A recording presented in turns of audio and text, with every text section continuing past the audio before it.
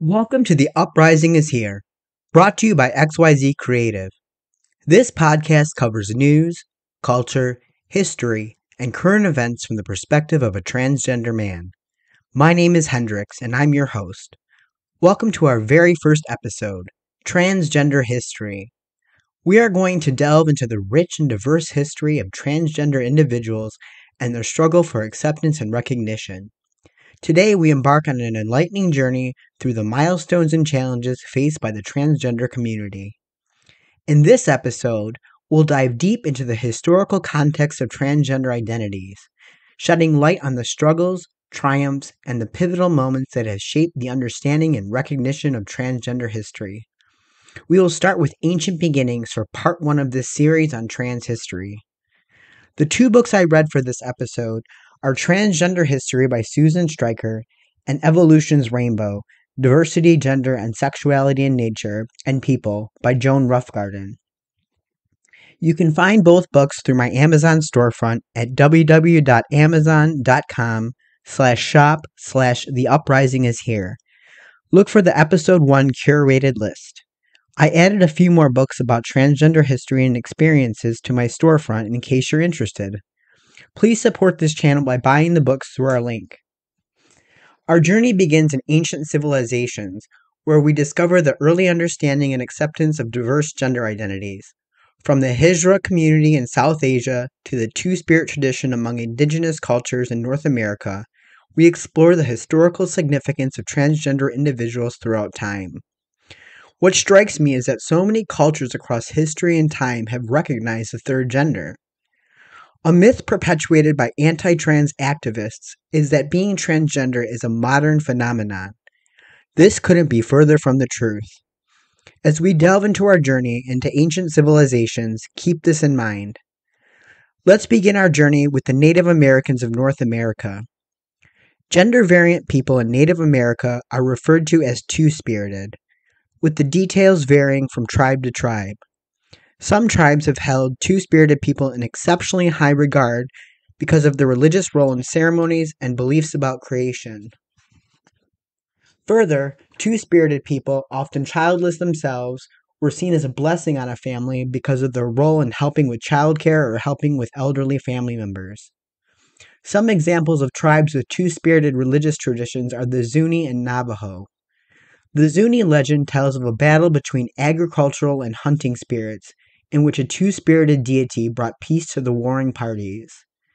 The Navajo believed that the survival of humanity depended on the inventiveness of two-spirited deities.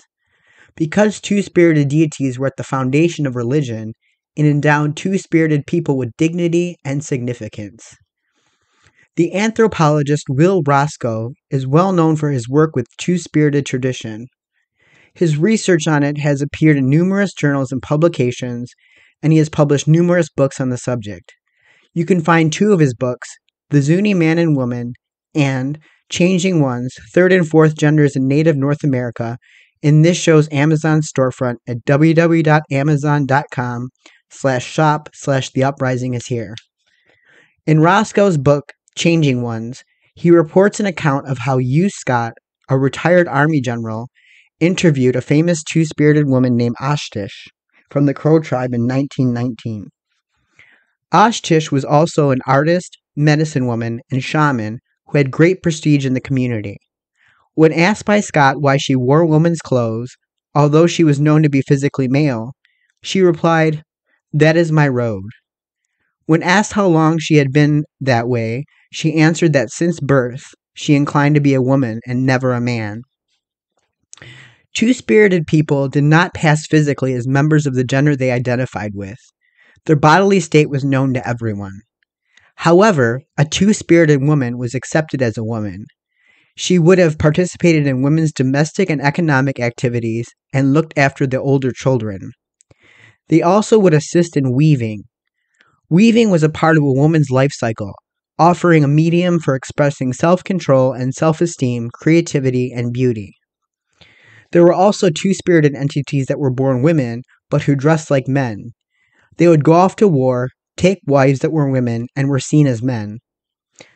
Another controversy of our time is the idea of transgender children. However, Native Americans had transition ceremonies.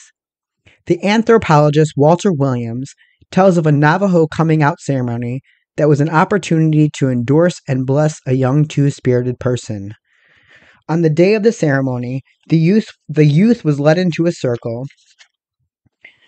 According to the Navajo shaman, quote, if the boy showed a willingness to remain standing in the circle, exposed to the public eye, it was almost certain he would go through with the ceremony. The singer, hidden from the crowd, began singing songs. As soon as the sound reached the boy, he began to dance as women do. Unquote. A youth who was not two-spirited would refuse to dance. But for a youth who is two-spirited, the song goes right to his heart, and he will dance with much intensity. He cannot help it. After the fourth song, he is proclaimed.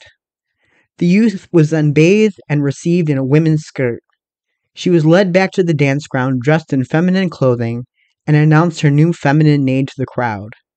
After that, she would resent being called by her old male name, what we call today as dead naming. So what happened to the Native American two-spirits? One word, colonialism. Western conquest of North America led to brutal treatment of the two-spirits. One example is the Spanish conquistadors of the 1500s. In 1530, Nuno de Guzman said the last person he captured in battle who fought most courageously was a man in the habit of a woman, for which he caused him to be burned.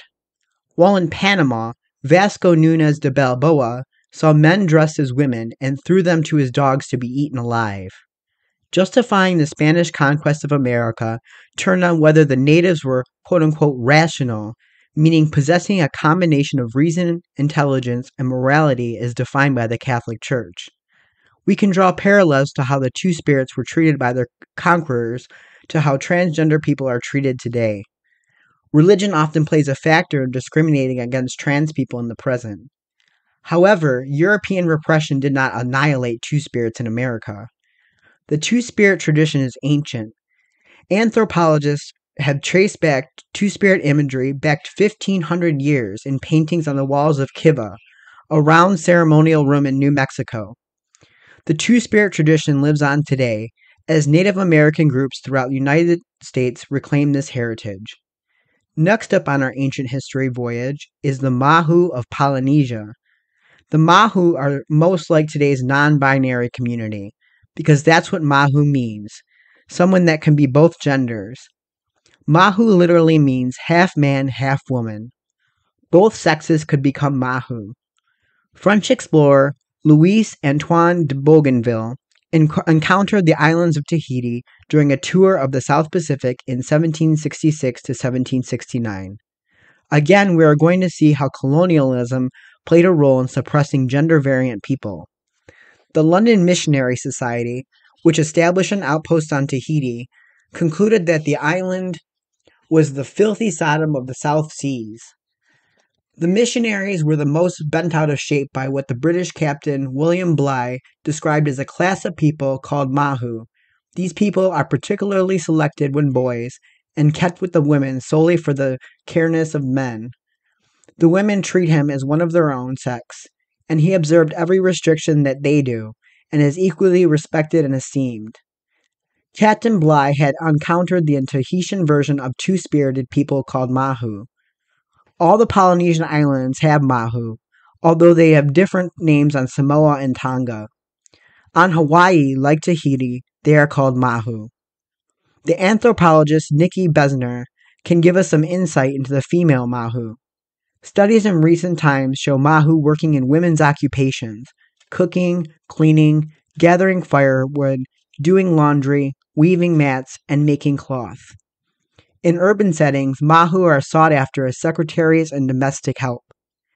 Anthropologist Deborah Elliston researched that Mahu included masculine women in addition to feminine men.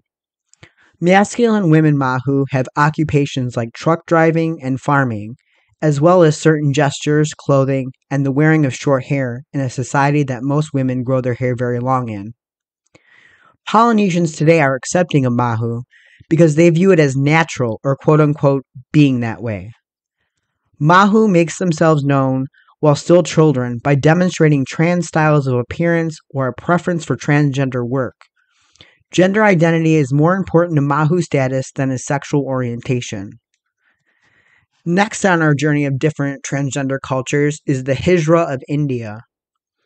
The Hijra are a combination religious sect and caste. The Hijras, who consist of male to female transgender people, acquire members from mostly lower and untouchable castes. The religious aspect of Hijra life focuses on devotion to the mother goddess Mata. Hijras perform celebrations for the birth of a male child, and at weddings they offer the blessings of Mata. Hijras make up what's known as a third gender. The word Hijra is often translated to mean not woman, not man. As we have seen from these three examples, the Two-Spirit, the Mahu, and the Hijra, transgender people are not a new phenomenon in society. We have ancient roots, and we have existed in societies throughout history and time. But what does religious tradition have to say about transgender people? You'd be surprised to learn that both in early Christianity and early Islam, there was trans people in their histories. During Roman times, transgender people were known as eunuchs. We find ancient eunuchs described in writings from the late Roman Empire from AD 100 to 400, as well as in the Bible and Islamic texts. The Roman lawyer Eulopian wrote, "The name of eunuch is a general one," and he spelled out three types. 1. Eunuchs by nature, where those genitals that didn't continue developing at puberty. Such a person would have had sufficient genitals at birth to be classified as male.